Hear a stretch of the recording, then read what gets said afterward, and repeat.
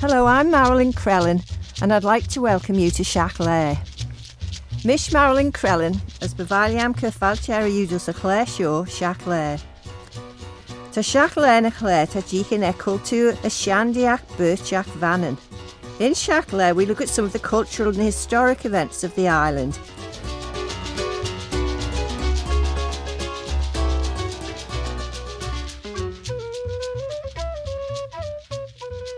In Shiaght Laa last time, we heard from director Katie Angus and cast members Ewan Bridson and Graham and Sharon Roberts about the Russian player's comedy production Secondary Cause of Death by playwright Peter Gordon. This evening, Thursday the 26th of January, is their second performance, and that'll be at 7:30 in the Erin Arts Centre. Tickets are £10, but only £2 for under 18s. Their final performance will be tomorrow evening, Friday the 27th. Also tomorrow evening, Friday the 27th of January at 7:30, the Isle of Man Victorian Society will be meeting, and Graham Curfey will be talking about the Queen's Pier, past, present and future. All are very welcome. It's free to subscribing members, and for non-members it's just £2, including light refreshments. That'll be taking place in the Barbara Cottier Lecture Theatre at St Ninian's High School. There's parking on the site, and you're asked to please use the Somerset Road entrance for both vehicular access and pedestrians. On Saturday the 28th of January, the Island Spirituality Network is hosting a meeting from 10 a.m. till 1 p.m. at St John's Mill, where the speaker will be the Reverend Professor David Wilkinson, an astrophysicist, theologian and principal of St John's College, Durham. The Reverend Professor Wilkinson is a regular contributor to BBC Radio 4's Thought for the Day. He'll be speaking on the theme God's Gift of Science. There is no charge, but voluntary donations may be offered. Later on Saturday, the Reverend Professor Wilkinson will speak at Onken Methodist Chapel's anniversary. There'll be a bring and share supper at 6:30 p.m, then his presentation at 7 p.m, followed by stargazing on the adjacent field. All are welcome.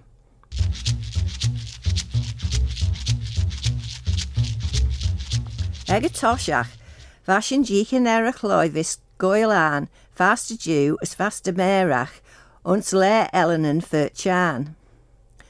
Ta enem of alia beg chira, chach leirish and tresho high. Ons the folklore Archibald Crageen, te gre pert sheeran. As te gre de vele na furt smoo here ons mannen. Ta JJ neen ashore as a crary, ons nan yoren mechaun enman inid. Codale de vel en furt jichen lesje neer. Ach hanel shore as a crary, ho kian rishia here, as rishin cheer tanalai, ons here, era. As a homogenedach, Erin, Mishen, Vichen enem, pert Erin, ne en furt yearnach. Te jichen de vel enem a value beg chira ons gilgeg a tre torn, pert chan, beg en shailtanach. Erin or de rau en furt cannot rish chan vannen, camus a ri eraclistia as fagastech astro Russian. The Erin Arts Centre, Laa'l Ellen and Furt Chan, will be the setting for two sections of a competition this weekend, on Saturday the 28th and Sunday the 29th of January. To find out more about it, we hear from Pip Rolfe of the Erin Arts Centre.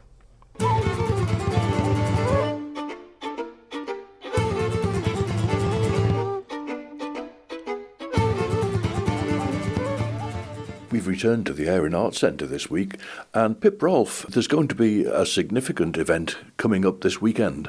There is indeed. The Young Singer of Mann is back after an extended hiatus, and we're very pleased to have it back.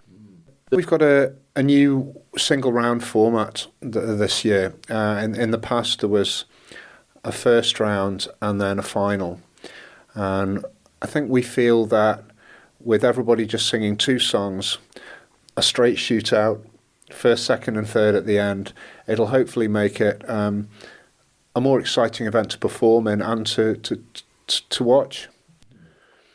And it also means that people don't prepare work unnecessarily that they don't get to sing. So everybody sings the songs that they prepare. You're trying to attract a broader range, perhaps, of performers. We're just trying to attract people who enjoy singing and might want to test their skills in front of an audience, really, Bob. So, I mean, we haven't expressly said that a broader range of work or anything is expected, but we've just encouraged people to sing what they like and obviously what their teachers recommend. But we've got a great range this year, from the classical and traditional through to folk, pop, and there's even one singer is performing something she's written herself. Our official accompanist is Madeline Kelly. So yeah, this is another thing about the formula of everybody has to do at least one song with Madeline, and if you require an accompanist, it's her. So basically, it's learning to play with one person, and you're also allowed to perform one a cappella number if you choose, or you could do two with Madeline. But she is our official accompanist. That's a tremendous responsibility on her, with so many competitors and all those different choices of music to have to learn. Yeah, I think it's a bit of a headache. They seem to have been very well organised this year. So we've asked people to send either music to us or give it directly to Madeline. And I'm keeping my fingers crossed, but it seems to have happened. So yeah, I'm just very glad not to be in her position, really. But she seems to take it in her stride. I mean, she's a pro, Madeline. So the singers are going to take part, and it's over 2 days. So what's the difference between the 2 days? Okay, well, in the past, the competition wasn't age split. So theoretically, you could get somebody of 7 competing against somebody who was 17. Now, I was fairly precocious as a child when I did the Guild, but I think as a 7-year-old competing against somebody older than possibly 12, I'd have been terrified. So we've changed it for that, and I think it's possibly easier to judge as well when you have age ranges who are sort of closer to each other competing against. So the 28th is 7 to 12. Which we're calling the junior category, and then 13 to 18 is on the Sunday, the 29th, and that's the seniors. And on the senior day, last time's winner, Evie Skillicorn, will also be performing a couple of songs for us while the jury make up their mind. So that kind of rounds it up. There's a nice bit of symmetry there. And the all-important part of the proceedings, of course, you have to have a panel of adjudicators. Well, yeah, and again, I think we've maybe broadened the church a little bit in that respect as well. We have Angela Stewart in the chair, Jane Corkill, Arts Council and renowned Manx singer. We have Jack Divers, star of stage and screen and everywhere else. And Christy DeHaven, who I believe you know fairly well, Bob, from Manx Radio and lots of bands, etc. So hopefully we've got a nice broad range of experience and people who will be able to advise and appreciate different styles of music. And the history of the competition goes back quite some way. Well, we've just been mugging up on this in the office, haven't we? 1992, I believe it was established as part of the Manannan Festival. Now, as I understand it, the first round was run prior to the Manannan, and then the final was run during Festival Week. There's probably a lot of people out there, competitors and jurors, who are shouting at their radios now who maybe know better than that. But it was established by Barbara Gale, I believe, obviously with John Bethel. We know that one of the early winners was Christine Sutcliffe. So yeah, it has a rich tradition down here. What are the competitors competing for? Well, apart from the huge prestige of being a young or junior singer of Mann, there is a trophy. There's one which they get to keep for a year and then give back, and that gets passed on. There is a trophy that they get to keep forever, and then we have cash prizes of £150 first, £100 second and £50 third in both categories, both classes. And Man in Music have also very kindly donated us some vouchers for their shop, which will be given away on the day as spot prizes. The trophies have been given by the Arts Council, and the Malcolm Dickinson Trust has very kindly provided the cash prizes for both classes. So thanks very much to all of those people for their help.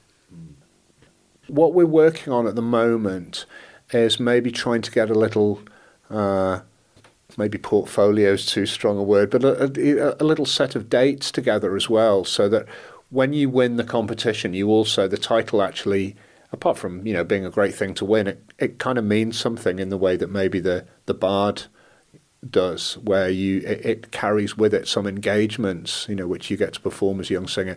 So we're keeping that under wraps at the moment, i.e. it's not properly sorted out, but we like the idea that the singer has engagements throughout your year as Young Singer of Mann. And people will be able to come along and enjoy the singing and support the young singers as well. So what are the ticket prices?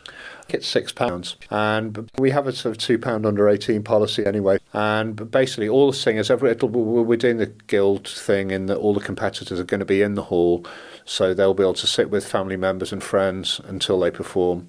So yeah, come down and give them all some support, because I think they're all incredibly brave.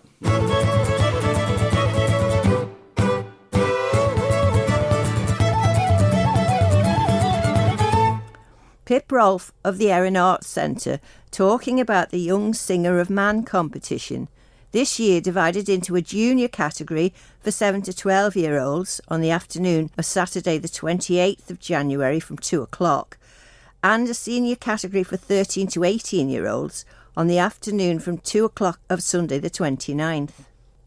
Chairing the panel of adjudicators is Angela Stewart.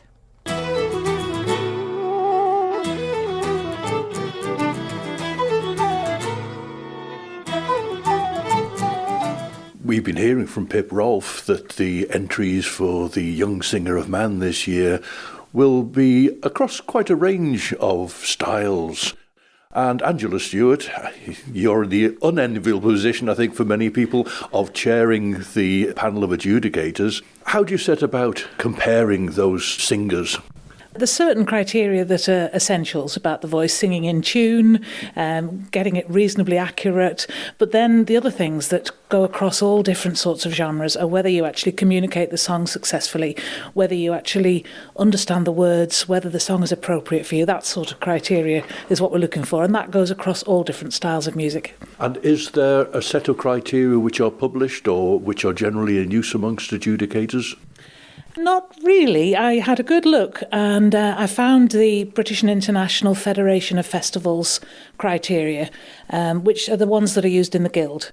They are being revised this year, but they haven't quite finished revising them. So I am using the ones that the candidates will probably be fairly familiar with if they've taken part in the Guild before. So there is a score marked out of 100, and the categories are fair, moderate, merit, commended, distinction and outstanding. And then there is a little bit more guidance for the judges about how they fall into those different categories.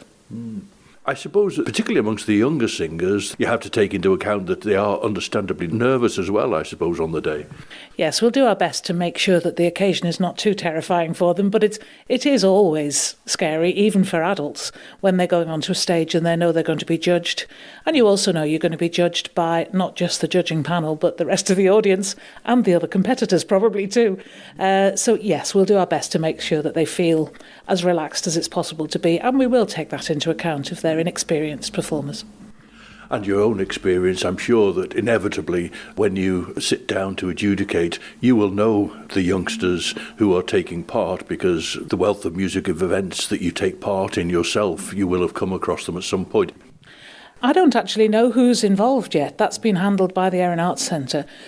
So I will know some of the students, some of the candidates. I'm sure I sing in the cathedral choir, so there may well be people who have entered from there, and I watch the guild, but I wouldn't say that I would know many of them. So it's very much a question of judging on the performance on the day. And apart from your own wealth of experience, the other adjudicators, of course, also bring their own particular expertise to the table. Yes, that's right. There will be 4 of us. There's Jane Corkill from the Arts Council, then there's Christy DeHaven from Manx Radio, and Jack Divers. And they are all very experienced in different types of music, so I'm hoping that whatever we're offered on the day, we'll be able to appreciate the qualities of it. And will there be a difference in your approach, perhaps, between the first day when it's the younger age group from 7 to 12, and then the second day will be 13 to 18? Is there a difference of approach? Are you looking for something slightly different in those categories? We will be looking for challenge, but in the older category. But I do think that if you sing a song beautifully, even if it's a very simple song, if you can put it across well, then it should deserve to win, however difficult it is and however challenging for the competitor. My role as chief judge, I'm hoping, will only be actually communicating the results to the competitors. I'm hoping that when everybody's done their individual marks, there will be very clear first, second and third places, and I won't have to actually do the Shirley Ballas role where I make a decision between one contestant and another and it's all on my shoulders. So that's what I'm hoping will happen. We will also have some sort of spot prizes on the day, which is being sponsored by Man in Music, and we're hoping to give some vouchers for different students. And we've talked about what we can possibly give them for. I mean, obviously it's not just with first, second and third prizes anyway, but it might be for a particularly fantastic communication of a piece, even if some of the technicalities of the voice are not quite as good. But I think we're leaving that fairly vague so that we can reward on the day for something unexpected.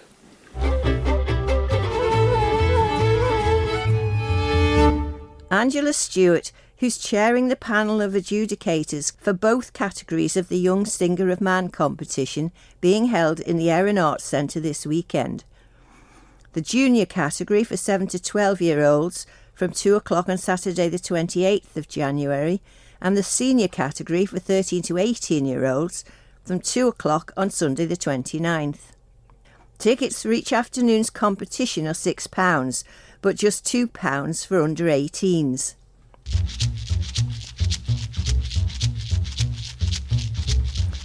Roshan Chredu Christi va Ben Gion en Masit Breeshey, va Ena Woojla ons Kildare ons Njeren, Liorish Mren ons Kael Kajrich, Red va Lathen Gull Elosta de Kinjach.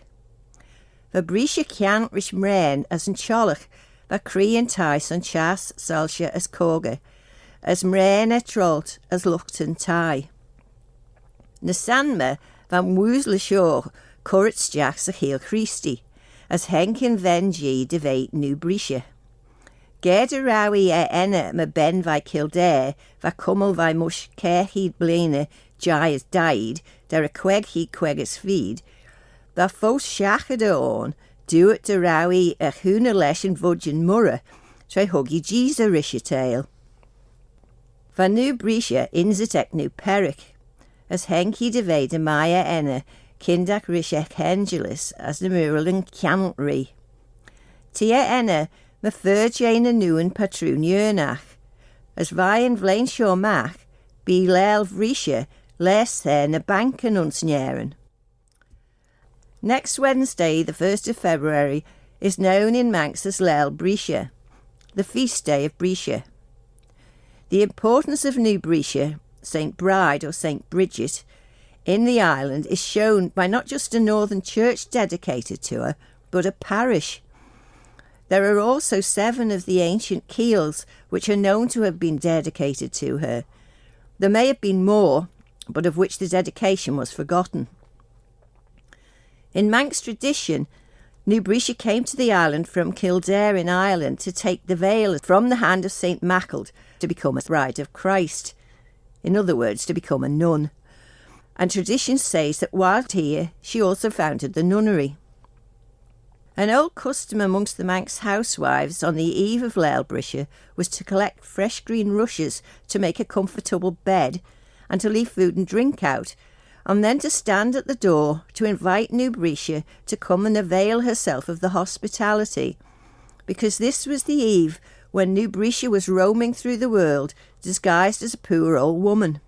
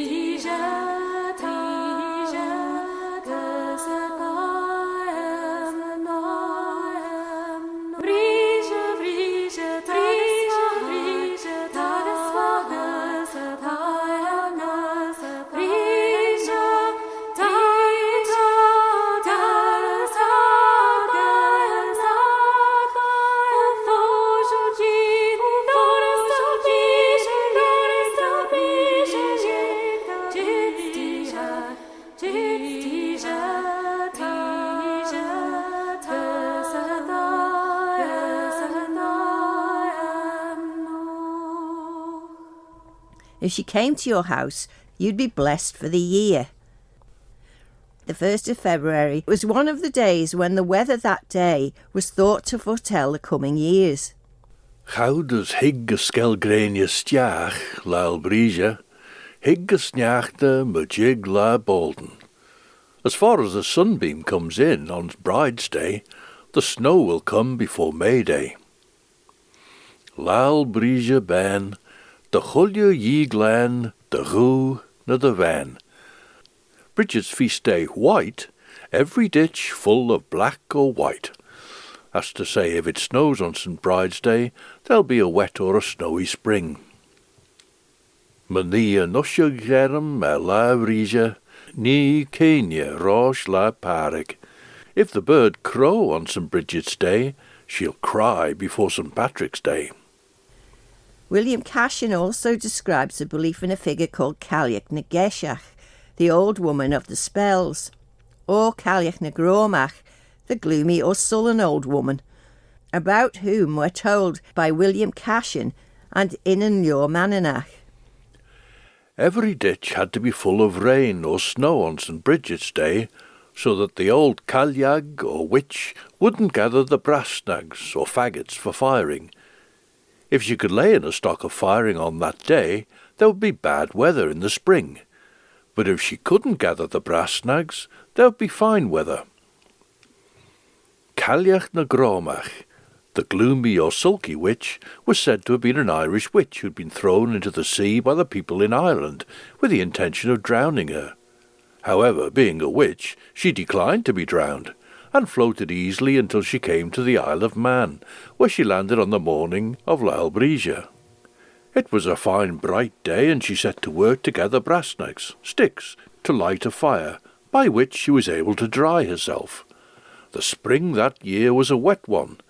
It's said that every morning of Laa'l Breeshey she still goes out to gather brass snags to make a fire by which to dry herself, that if it be fine up to noon and she succeeds in doing so, then a wet spring will follow. But if the morning be wet and she can't get dry, then the spring will be a dry one. As usual, there's a discrepancy between the old and the new calendar here, so if this coming Wednesday doesn't give the conditions you'd prefer, you could always see how it looks 11 days after. But the cailleach was up to her tricks on Laa'l Breeshey, St. Bridget's Day, the 1st of February.